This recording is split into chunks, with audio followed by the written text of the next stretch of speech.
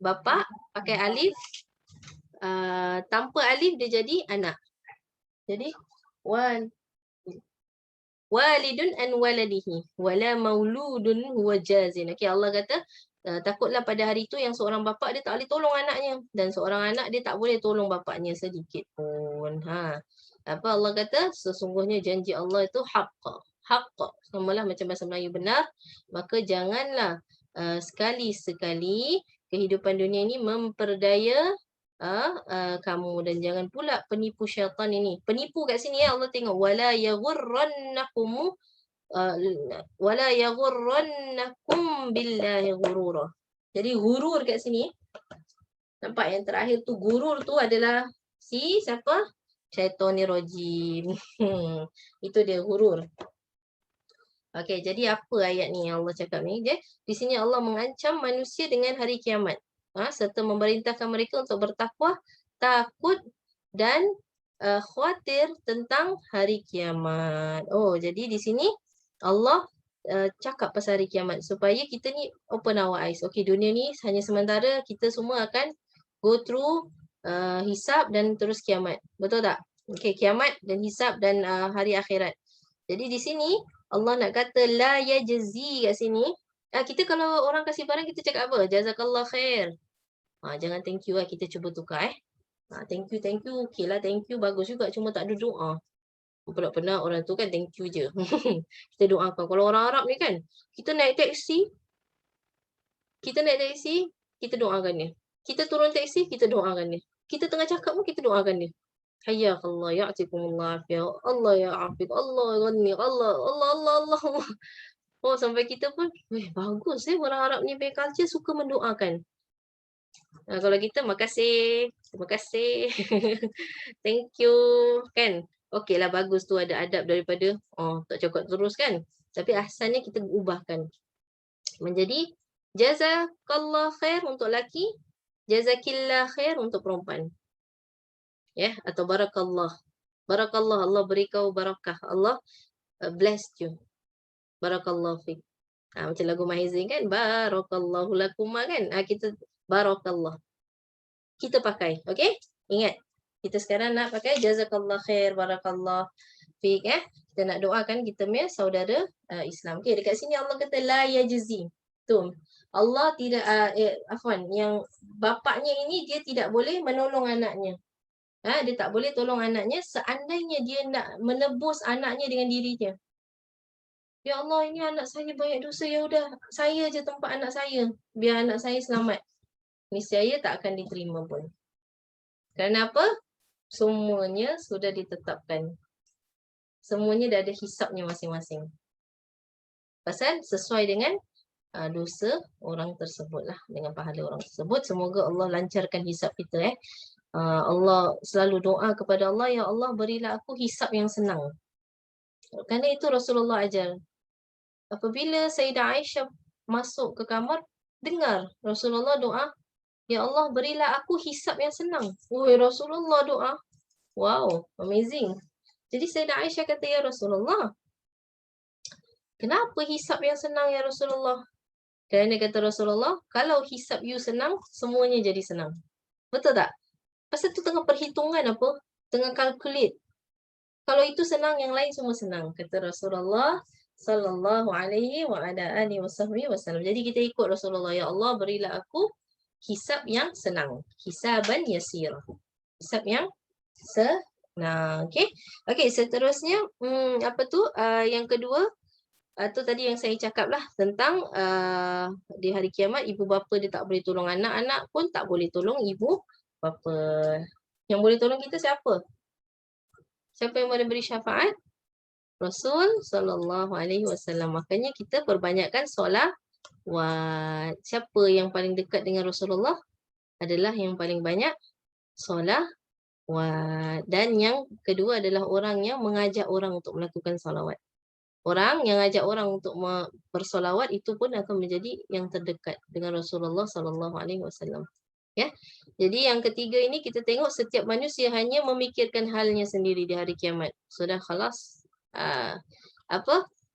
Yauma yafirru mar'u min abi wa min akhi wa ummihi wa abi wa sahibati wa bani. Hari itu seorang akan lari daripada dia punya isteri. UUII dah tak ada kena mengena. Wa ummihi wa abi, dia akan lari daripada mak dia, daripada bapak dia. Tak ada. Aku hanya fikir diriku. Wa sahibatihi wa bani, daripada sahabat dia, daripada anak-anak dia, semuanya dia tak akan tengok lagi. Itu cuma ana. Aku. Pada hari tu memanglah semua orang hanya fikir tentang diri dia. Tapi Rasulullah, apa beliau lakukan? Paling sibuk di hari kiamat. Waktu itu, waktu hisab Rasulullah lah yang paling sibuk. Mikirkan umat dia. Lari sana, lari sini, sujud pada Allah lama. Sampai Allah kata, ya Muhammad, irfa' ra'sak, sal, tu'ti. Apa kau nak ya Muhammad? Angkat kepala kau. Kau minta aku kasih. Ya Allah, ini ada golongan di dalam api neraka daripada umatku ya Allah, maka kau selamatkanlah mereka, keluarkanlah mereka. Kata Allah, okey. Malaikat pergi ambil mereka. Dikeluarkan golongan daripada api neraka tu kan. Itu dah hangus kan. Mana boleh masuk syurga hangus-hangus. Semua yang dalam syurga semua indah-indah. Angkat, keluarkan. Dimandikan dulu. Mandikan, baru dimasukkan ke dalam syurga. Sujud lagi Rasulullah. Ya Allah. Sujud lama. Muhammad. Irfa' ra'sak. Sal tu'ta. Angkat kepala kau. Kau minta, aku akan kasih. Ada lagi ya Rasulullah, golongan dalam api neraka, kau selamatkanlah ya Allah. Selamatkan lagi. Jadi Rasulullah paling busy. Padahal kunci syurga siapa yang pegang? Rasulullah kan. Tapi at that point of time, he's not selfish lah. Dia buka, dia dah tengok keindahan syurga, tapi dia tak masuk pun. Tak masuk pun. Dan di sini kita boleh ambil pengajaran siapanya? Tentang anak Rasul SAW, Sayyidah Fatimah Az-Zahra. Bila beliau nak lalu, lalu di situ beliau, semua orang disuruh tunduk. Semuanya tunduk. Fatimah Az-Zahra akan jalan. Fatimah bintu Rasulullah akan jalan. Semua yang ada dekat situ tunduk. Tunduk. Kenapa? Sangat mulia Sayyidah Fatimah Az-Zahra. Dan orang-orang yang ikut belakang Sayyidah Fatimah Az-Zahra siapa? Orang-orang yang mengikut Sayyidah Fatimah Az-Zahra di dunia. Orang-orang yang ikut sifatnya, akhlaknya, caranya. Orang-orang itulah yang menjadi pengikut Sayyidah Fatimah Az-Zahra. Beliau yang akan masuk syurga, penghuni wanita syurga. Sayyidah Fatimah Az-Zahra radhiyallahu anha wa arda. Dan kita perempuan kan, kita boleh ikut. Baca tentang Sayyidah Fatimah Az-Zahra. Tengok sifatnya Sayyidah Fatimah Az-Zahra. Bukannya beliau anak Rasulullah, beliau happy-happy kan. Macam anak raja lah. Beliau pun susah. Beliau pun ada kesusahan beliau. Ya. Jadi, semoga Allah kumpulkan kita dan orang tua kita dan orang yang kita cintai bersama Rasulullah dan Ahlul Baitnya Rasulullah sallallahu alaihi wasallam dan orang yang kita cintai dari kalangan ulama wassalihin wattabi'in dan semuanya lah yang Allah redai insya-Allah. Dan di sini Allah ada ceritakan tentang apa? Wala yaghurrannakum ghurura. Janganlah penipu ni, si syaitan ni memperdayakan kamu. Al-ghurur itu syaitan ya. Kat sini iaitu syaitan ni dia akan menipu manusia, dia menjadikan manusia ni angan-angan. Banyak angan-angan. Padahal tu semua bukan apa-apa kan. Kita kadang berangan nak rumah besar kan. Berangan nak ini, berangan-berangan. Tahu-tahu tak sempat nak terjadi dah meninggal. Ataupun kerja sangat sampai satu waktu tak sempat nak prioritaskan agama atau ilmu. Tahu-tahu Allah dah ambil nyawa, na'udzubillah min zalik kan. Jadi di situ sangat rugilah. Rugi. Dia tak dapat apa-apa di dunia ini. Ya. Okey, seterusnya kita tengok poin yang seterusnya.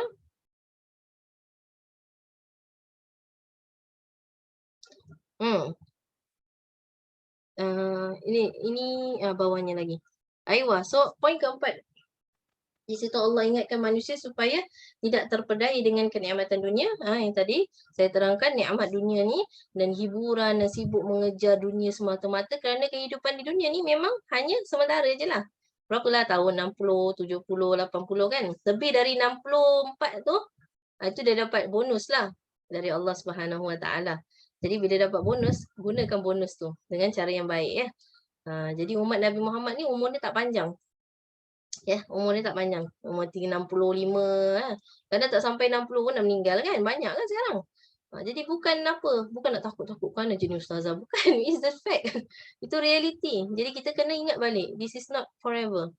Dunia ni. Wa ma hiya dunya lil magar wa inna ma hiya lil mamar. Dunia ni bukan untuk kita tinggal selama-lamanya tapi dia untuk transit je. Jalan aja, pas mamar. Jadi di situ Allah ingatkan manusia supaya tidak kita terpedaya dengan bisikan syaitan ya. Jadi kita selalu pasal tu kita ada isti'adah kan, a'udzubillahi minasyaitonir rajim. Supaya kita tak dapat was-wasnya syaitan itu. Aywa, tayyib. Seterusnya ayat ke-34.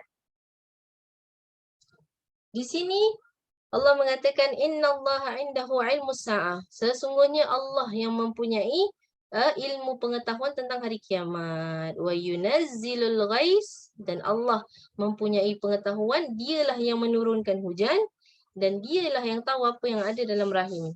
Wa ma tadri nafsum madza taksibu ghadan. Tidak ada satu pun jiwa yang tahu apa yang dia akan dapat besok. Kita tak tahu apa yang dia berlaku besok, betul tak? Dan dia tak akan tahu di mana ayyi ardin tamut, di mana bumi yang dia akan mati. Saya siapa-siapa tahu tak kat mana dia akan mati? Oh, terror. Semua tak tahu kan? Kita boleh doa je lah. Nak mati kat mana kan? Contoh nak mati kat Madinah kan? Dapat syafaat Rasulullah kan kalau meninggal kat Madinah. Nak meninggal kat manalah Tarim ke, dekat Mekah ke. Jadi boleh doa lah, tapi terserah Allah. Ada orang kata takutlah ustazah nak mati kat Singapura. Kenapa? Nanti ada jiran. Jiran asal ada bawah dia pun ada orang lagi, ada orang lagi. Alamak, hidup dengan mati sama macam duduk kat dalam flat. Saya kata betul juga. Masya-Allah tapi kita tak tahu. Yang penting yang terbaik dari Allah Subhanahu Wa Taala. Jadi di sini kita tengok Allah menggambarkan betapa sedikit dan ceteknya ilmu pengetahuan yang ada pada manusia. Kita tak tahu apa yang kita boleh dapat besok. Kita tak tahu kita ni mati kat mana, kita tak tahu bila hari kiamat. So cetek ilmu kita ni masih sedikit. Jadi di sini poin kedua Allah kata buktinya Allah SWT menyenaraikan contoh-contoh yang ini, yang tadi dalam ayat ini adalah 5 kunci kegaiban. Kunci kegaiban, tahu? Kunci-kunci gaib, benda yang gaib. Ni kita tak tahu 5 perkara ni. Boleh predik kan? Orang boleh predik bila hujan turun. Tapi sekali dia kata hujan, kita pun tak adalah bagi piknik. Sekali tahu-tahu tak hujan. Loh, dah cancel plan kan? So, tak boleh percaya sangat lah. Dia bukan betul pun, dia predict aja. Okay, kita nak cakap kat sini. Ini adalah mafatihul ghaib. Rasulullah kata, ini adalah kunci-kunci keghaiban, ada 5. Tidak ada yang tahu kecuali Allah. Apa dia? Innallaha indahu ilmus sa'ah. Sesungguhnya hanya pada Allah hari kiamat punya pengetahuan. Pengetahuan tentang hari kiamat. Hari kiamat tak ada orang tahu kecuali Allah. Wa yunazzilul ghais, dan yang menurunkan hujan, tidak ada yang tahu bila akan turun hujan kecuali Allah. Wa ya'lamu ma fil arham, tidak ada yang tahu apa yang ada di dalam rahim kecuali Allah SWT. Walaupun pergi scan kan, tetap ada siapa kawan saya scan, ini perempuan, tahu-tahu keluar lelaki. Kita tak tahu muka dia macam mana, kita tak tahu hitam ke putih ke, tak tahu kan? Tak tahu. Jadi Allah yang tahu. Wa ma tadri nafsum madza taksibu ghadan. Dan seseorang dia tak akan tahu apa yang dia akan dapat besok. Dia tak tahu. Tiba-tiba dapat, manalah tahu dapat kereta, dapat rumah, dapat suami. Kalau yang dah kahwin tak boleh belum kahwin je dapat suami. Dapat anak, tu taklah, tu pregnant lah. Jadi semua tak tahu. Semua Allah saja yang tahu. Terus yang terakhir adalah di mana you akan mati, tidak ada yang tahu kecuali Allah Subhanahu Wa Taala. Jadi ini nama dia apa? Mafatihul ghaib, kunci-kunci ghaib. Di sini Allah SWT mengatakan bahawa semua ini tidak ada yang tahu kecuali Allah yang tahu. Dan ada juga perkara-perkara yang di mana Allah kasih tahulah orang, certain people aja. Dan malaikat. Malaikat pun kadang bila Allah cakap baru mereka buat. Contoh ada malaikat yang menguruskan rezeki. Apa dia nama dia? Malaikat Mikail. Kan? Uruskan rezeki kan? Di dunia, turunkan hujan. Jadi malaikat Mikail tahu bila Allah suruh. Gitu ya. Tapi selain itu, ya, tidak ada yang tahu kecuali yang Allah nak kasih tahulah. Ni aku bilang kau baru kau tahu, dia akan feel. Jadi bila seseorang tu dia nak mati, dia nak meninggal, dia itu akan ditarik ke tempat itu. Contohlah Allah bila nak wafatkan seorang hamba, dia akan menjadikan keperluan orang tu untuk pergi ke sana. Contohlah dia nak meninggal, contoh dekat Madinah. Jadi Allah pun gerakkan hati dia untuk pergi ziarah Rasulullah, meninggal di situ. Masya-Allah, ajib, dekat dengan Rasulullah sallallahu alaihi wasallam ya. Semoga Allah beri kita husnul khatimah. Yang penting kat mana pun lah nak meninggal, yang penting Allah beri kita husnul khatimah, mati dalam keadaan baik, dan kita berharaplah supaya Allah matikan kita di Madinah. Kerana di situ Rasulullah dah kata, siapa yang mati di Madinah dia akan dapat syafaat Rasulullah sallallahu alaihi wasallam. Jadi, apa yang kita boleh dapati dari surah Luqman ini? Pengajaran dia apa? Mari kita tengok. Kita tengok sis, next slide.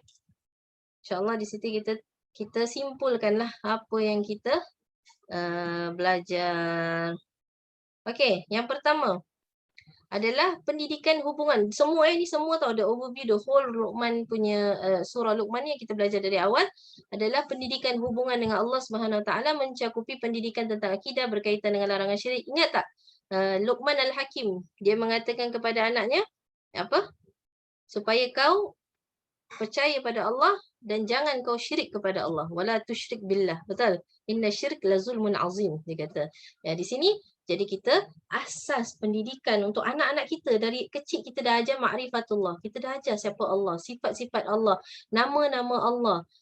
Kita dah ajar semuanya tentang Allah Subhanahu Wa Taala. Kerana apa? Supaya mereka kenal dengan penciptanya, dan kita ajar supaya jangan syirik kepada Allah Subhanahu Wa Taala. Itu asas utama dalam pendidikan. Bukan 1, 2, 3, 4, 5, 6, A, B, C, D, E, F, G, bukan. Pendidikan asal adalah ini. Ingat tau, yang nak jadi ibu atau yang dah jadi ibu, ingat. Pendidikan asal adalah mengenal Allah dan tidak mensyirikkan Allah Subhanahu Wa Taala. Yang selepas itu, keduanya apa dia? Iaitu kita mendirikan solat dan amar ma'ruf nahi munkar. Ajak orang melakukan kebaikan, larang orang melakukan kemungkaran. Itu kita dah tahu, betul tak? Dan seterusnya adalah berbuat baik kepada ibu bapa dengan berbakti kepada mereka. Dalam apa bentuk pun, mereka tetap betul. Susahlah kan kita nak kadang kita tahu macam kita betul, tapi pada pandangan Allah mereka betul. So we have no say. Ibu bapa tetap menang. Gitu. Nanti kalau dah jadi ibu bapa, best lah siapa yang dah jadi ibu bapa kat sini kan. Kalau saya belum lagi, jadi belum rasa lagi. Oh, nanti dah rasa, kau dengar cakap aku Jadi ibu bapa akan menang dalam setiap apa pun. Jadi kita buatlah kebaikan kepada mereka supaya Allah SWT pandang kita. Kita ingat gini je lah, saya nak dapat redha Allah melalui redha ibu bapa saya. Itu senang. Kalau kita nak cakap kadang-kadang ibu bapa ni lain-lain kan sifat-sifat ni kan. Jadi kita susah kadang nak jadi anak ni nak berbakti, tapi kita tengok Allah lah, redanya Allah Subhanahu Wa Taala. Seterusnya adalah menjauhi sifat sombong dan takabur. Kasi kita tahu kan istilah sombong ni yang dia perkecilkan orang lain. Alah, dia ni lebih rendah daripada aku lebih bagus dari dia, dan dia menolak kebenaran yang berpunca daripada kekaguman sendiri tu, macam bukan syok sendiri apa nama dia, macam masuk angkat baku sendiri itulah. Dia kagum sangat dengan diri dia. Ada juga orang macam itu masya-Allah. Jadi macam gitu kita kena jauhkanlah sifat sombong dan takabur. Lepas tu kita bersederhana dalam bergaulan. Ni yang saya cakap tu qillatu mukhalatatul anam. Kurangkan bergaul dengan manusia dan bersederhanalah. Janganlah sampai kita sampai kadang-kadang ada macam jadi tak betul kan. Kalau kita tengoklah, kalau kat luar tu kita pun pening dengar kan. Jadi hati-hati. Itu mulai dari didikan kita. Didikan di rumah itu dah akan anak-anak bawa di luar. Ya. Dan tingkah laku kita harus kita perhatikan. Di sini apa? Berlidah tajam, bercakap kasar dan suka menengking adalah su'il adab. Su'il adab apa kalau bahasa Melayu? Kurang ajar lah. Su' buruk, adab adab lah. Berlidah tajam, tahu berlidah tajam? Sarkastik lah. Kan ada orang sarkastik. Dia sarkasm. Tak bagus tau cakap sarkastik. Kata tak apa, saya direct apa. Tak boleh. Dalam Islam kita kena tapis percakapan kita.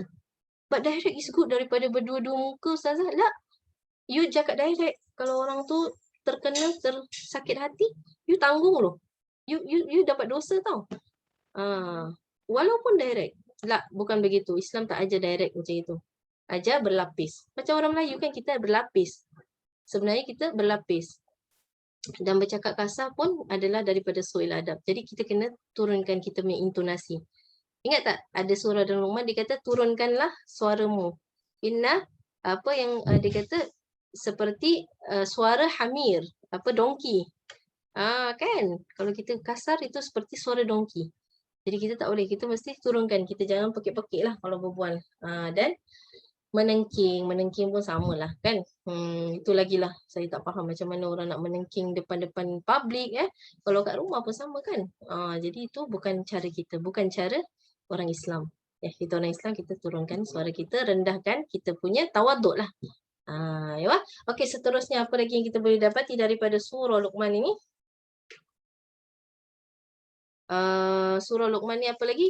Adalah, okay, cuba kita tengok next slide sis. Wait Sisa. Okay. Adalah Allah menciptakan langit dan bumi, siang dan malam, gunung ganang ni semua yang kita belajar kan. Alam taro kan. Allah kata Allah ciptakan semua ini untuk menunjukkan bahawa ini semua adalah kebesaran Allah Subhanahu wa Ta'ala. Dan ini semua supaya kita mengambil manfaat daripada ciptaan Allah Subhanahu wa Ta'ala. Jadi orang musyrik kan, mereka mengaku bahawa Allah menciptakan langit dan bumi ni semua, tapi mereka tetap pegang dengan agama nenek moyang mereka. Betul tak yang kita baca tu kan? Dia asabiyah, dia ta'assub sangat dengan agama nenek moyang mereka.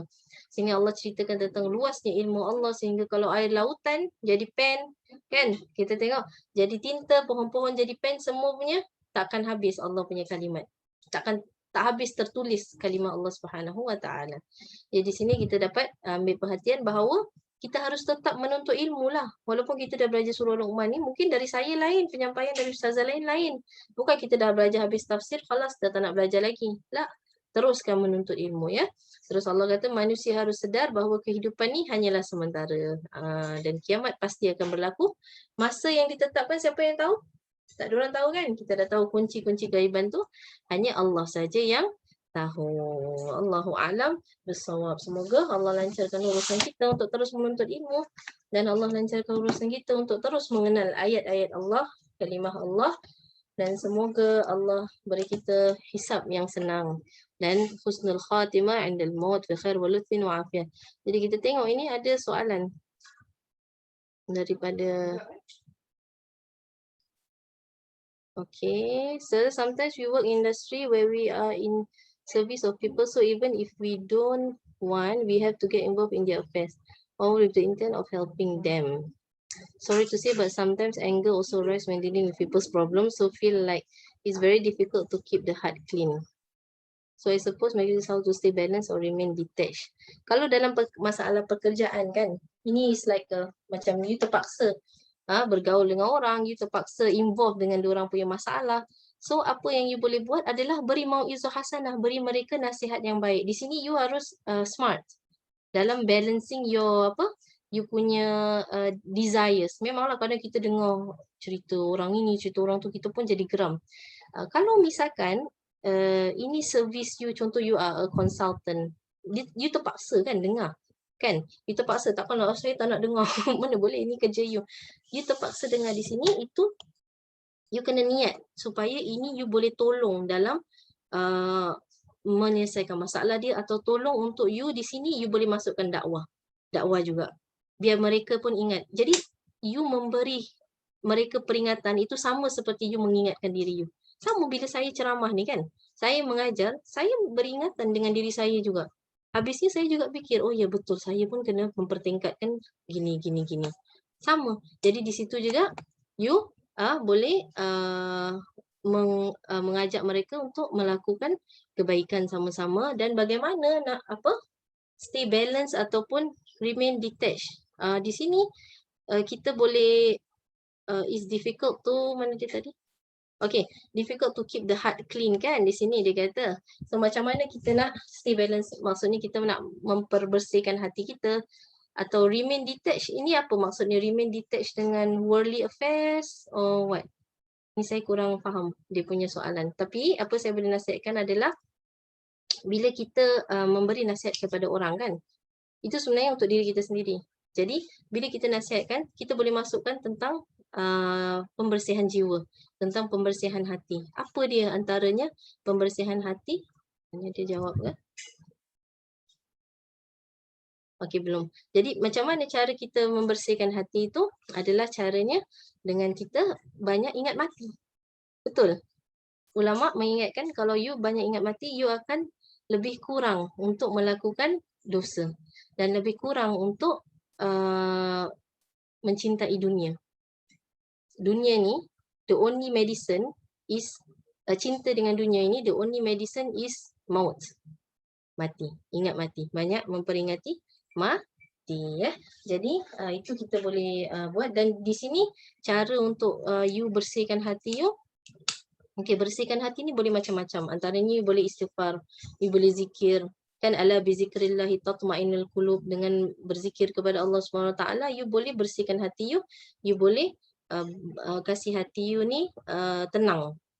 Itulah antaranya. Dan bagaimana adalah lebih baik kalau bolehlah, kalau I tak tahu you kerja apa ni, orang yang bertanya, kalau you bukan konsultan atau ni bukan apa-apa, you boleh mengelakkan daripada mendengar orang punya affairs, then I would really advise you to do that. Because pertama kalau misalkan itu bukan dalam you punya job scope, then it is more like a ghibah, mengumpat kan. Kita kan bila kita tahu orang punya affairs ni, kita tahu tentang dia punya keluarga, dengan suami dia, dengan anak-anak dia, dengan siapa-siapa kan. Jadi itu adalah tidak baguslah, menambahkan dosa. Walaupun niat kita nak tolong lah, kecuali kita ni qadi lah, kita ni hakim dan kita kena dengar, dan itu boleh. Dalam soal ghibah, soal mengumpat, walaupun yang dikatakan itu betul, itu tetap consider mengumpat. Tetap consider mengumpat. Ya? Jadi tak boleh. Okey, seterusnya kita ada Ustazah, bagaimana cara untuk meningkatkan tahap kesabaran kita? Kesabaran ni dia memang banyak tingkat, susah kita untuk terus sabar kerana benda ni adalah is a slow process. Pasal tu bila kita start dengan apa? Contoh, bila kita start dengan apa saja yang keluar dari mulut kita, itu adalah zikrullah. Macam saya cakap, contoh pen jatuh, astaghfirullah, na'udzubillah, ataupun apa sajalah yang kita boleh cakap. Dan di situ perlahan-perlahan dia akan, it is about didikan hati lah kan. Didikan hati ni memang ada proses. Imam Ghazali satu buku dia buat untuk cakap pasal penyakit hati ni. Jadi antaranya adalah kita dengan tetap kembali pada zikrullah, kembali kepada zikir kepada Allah, dan kembali kepada kurang mukhalatatil anam, kurang bergaul dengan manusia. Kalau kurang bergaul dengan manusia, itu kesabaran insya-Allah okey. Kerana manusia ni selalu kasih orang tak boleh sabar. Betul tak? Jadi kalau kita tak banyak dengan manusia, kita boleh sabar insya-Allah. Jadi sabar ini dia bertahap. Kalau untuk kita nak cakap sabar yang paling hebat itu adalah apabila seseorang bila dia ditimpa musibah, apa reaksi dia? Kalau pertama dia sabar, dia diam, dia tak buat apa-apa, dia tarik nafas kan, macam yoga kan, dia tarik nafas, dia diam. Nah, itu berarti dia sabar. Tapi kalau orang yang bila ditimpa musibah, mampu dia maki. Lepas sejam baru dia itu bukan sabar. Itu tak sabar, kerana awalnya dia dah maki-maki, dia macam-macam, akhirnya baru dia sabar, aku sabar ni. Itu bukan sabar. Sabar tu bila first you kena. Jadi ini sis tanya macam mana kita nak tingkatkan tahap kesabaran kita itu berproses dia. Dia ada proses. Dia bukan just, saya pun kadang kita biasa manusia, kita marah kan. Kita mesti adanya. Itu di situ kita kena tahan nafsu kita. Macam mana kita nak sabar? Itu kita sendiri. It's in your mind, and how you control your mind and your desires pun you yang control. Don't let your desires, nasihat saya in one word, don't let your desires control you, but you control your desires. Jangan biarkan nafsumu itu menguasai dirimu, tapi kaulah yang menguasai nafsumu. Macam mana? Macam ni. Contoh, nafsu ni ajak kita untuk hari ni makan mi soto, kita makan mi rebus. Hari ni dia ajak kita untuk melakukan contoh hari ni dia nak suruh kita ajak, saya rasa macam lagi Gardens by the Bay.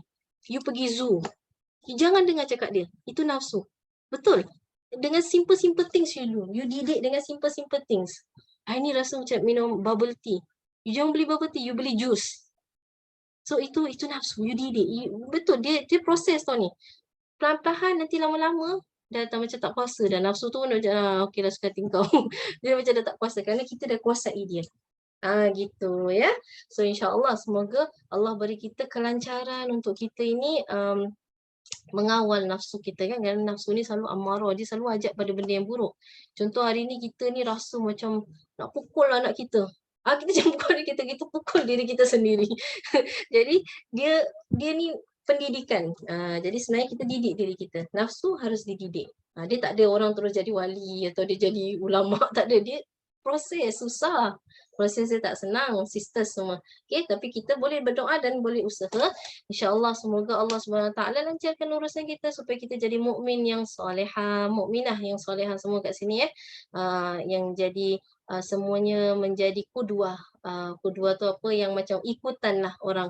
Jadi kita nak betul kita belajar ilmu, tapi dalam semua sesi kita ni antum ambil satulah yang antum boleh istiqamah dalam hidup antum.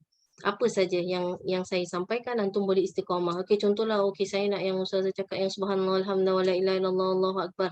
Baca 100 hari. 100 kali satu hari. Bacalah. Baca sampai bila istiqamah. Istiqamah a'la karamah. Karamah tu keistimewaan yang paling bagus itu adalah istiqamah. Ya, jadi kita istiqamah. Contoh nanti doa tu saya send amalkan tau. Jadi amal setiap nampak bulan amal. Hari tu ada bulan merah kat Singapura. Dah takut dah nak kiamat ke ni? Belum kahwin ni. Jadi kita pun dah takut. Ingat tu kiamat kan, kita patah balik dekat apa? Al-Quran. Ya Allah, ni tanda-tanda kiamat ke? Dah dekatlah tu agaknya. Kita tak tahu. Wallahu a'lam bissawab. Jadi semoga semua yang hadir ni dilancarkan urusannya, diberi kesihatan, keafiatan untuk terus mempelajari ilmu Allah. Dan kalau saya ada salah silap minta maaf kalau ada terkasar bahasa, tersentuh sana tersentuh sini tak ada niat lah. Saya sampaikan apa yang hak, apa yang perlu saya sampaikan. Yang baik datang daripada Allah dan yang buruk datang daripada diri saya sendiri ya. Jadi insya-Allah kita akan bertemu lagi kalau ada jodoh, insya-Allah ya. InsyaAllah kalau kita boleh mungkin selain tafsir, mungkinlah kita boleh buat penyucian jiwa atau apa kan. InsyaAllah kalau ada waktu kalau kita diberi kesempatan oleh Allah Subhanahu wa Ta'ala. Jadi penting untuk kita belajar penyucian jiwa. Ya, bila kita nak belajar ilmu dekat Tarim, dekat Yaman, kita disuruh belajar adab bertahun-tahun. Orang itu berapa lama itu nak belajar ilmu, dia belajar adab dulu 20-30 tahun. Dah mantap adab baru belajar ilmu. Kerana ilmu dengan adab dia together. Jadi insya-Allah semoga kita bertemu lagi lah di lain kesempatan. Happy to meet all of you. Dan insya-Allah stay safe everyone ya. Dan insya-Allah kita akan akhiri kita punya majlis dengan tasbih kafarah dengan surah Al-Asr insya-Allah. Bismillahirrahmanirrahim. Subhanakallahumma bihamdika asyhadu an la ilaha illa anta astaghfiruka wa atubu ilaik. Bismillahirrahmanirrahim. Wal 'asri innal insana lafi khusr illa alladziina aamanu wa 'amilus shalihaati wa tawassaw bil haqqi wa tawassaw bis sabr. Aku qouli hadza wa astaghfirullah li wa lakum. Okey semua akhwat, terima kasih kerana hadir pada hari ini. Semoga Allah merahmati kalian semua. Ingat selalu doakan orang tau. Jadi kita cakap apa? Barakallahu fiik. Jazakallah khair, jazakillah khair. Dan semuanya semoga Allah akan terus beri semangat untuk terus belajar insya-Allah di jalan Allah Subhanahu Wa Taala ya. So insya-Allah kita ketemu lagi di lain kesempatan. Bye bye semua. Assalamualaikum warahmatullahi wabarakatuh. Sama-sama. Okey, take care. Assalamualaikum warahmatullahi wabarakatuh. Terima kasih Zah. Sama. I log out sis Yes, terima kasih Okey, take care. atas segalanya. Sama-sama. Silap kita juga. InsyaAllah sama-sama lah kosong-kosong orang kata InsyaAllah kita bertemu lagi ya. Okey, bye-bye semua. Saya leave ya. Assalamualaikum. Assalamualaikum warahmatullahi wabarakatuh. Terima kasih Zah. I want to tell you all that this one is the last kan, because Ustazah cannot continue. Yeah, so because she has other classes which she wanted to do the Surah Luqman dengan Sajadah together, but because we wanted in depth kan, So she can't do an in-depth one at 1 month for the 2 surahs. Okay. So we have to find another ustazah. So the surah sajadah tu kita hang on first lah. Nanti I will remind some of them to stay on in the WhatsApp group, and then Sure. announce another Okay, ustazah. thank you, Za. Okay, sama-sama. Thank you Bye. everyone. Thank you.